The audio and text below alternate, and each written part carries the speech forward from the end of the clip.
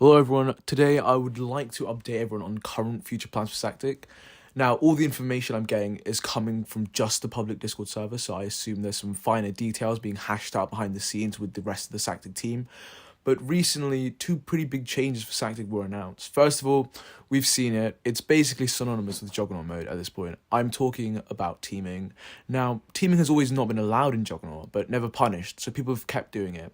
However, recently, Mafia 1 has announced that teaming will be punishable as of the next update, and further details on how this will work have just been released.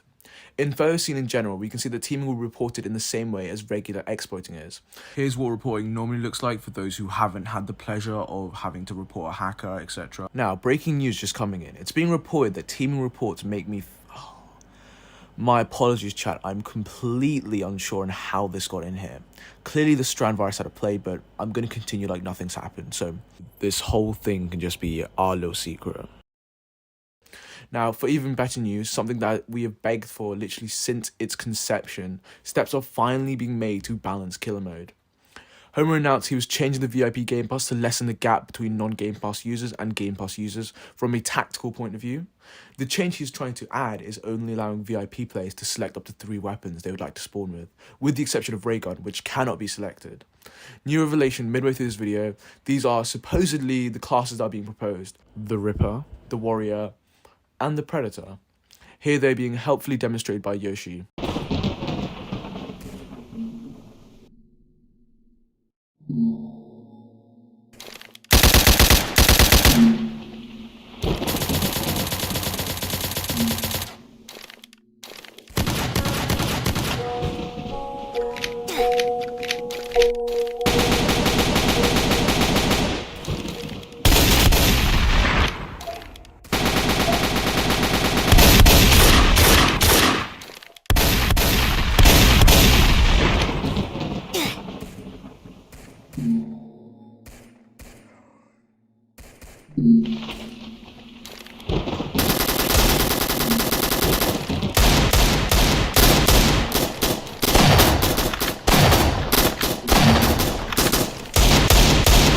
Also, these updates are supposedly coming out on the 23rd of March based on this message. The update will be called the Humanization Update, so either look forward to that or don't. I'm not going to add my opinion on R15 because I believe that's been talked about to death. Now, here are my thoughts on the matter. Honestly, I'm really impressed with how well teaming was handled this time around. I'm going to be the first to admit nobody handled teaming well the first time, but to see it so professionally handled has really impressed me. I genuinely like how easy it is to report teamers now, and the consequences are very fitting, I'd say. I absolutely am a fan of still allowing them to still use private servers as a little nod to what they're supposed to be doing. Now, here's my really honest opinion about killer mode. Is this VIP change a good step? Absolutely. But is it the solution to killer mode? Without a doubt, absolutely not.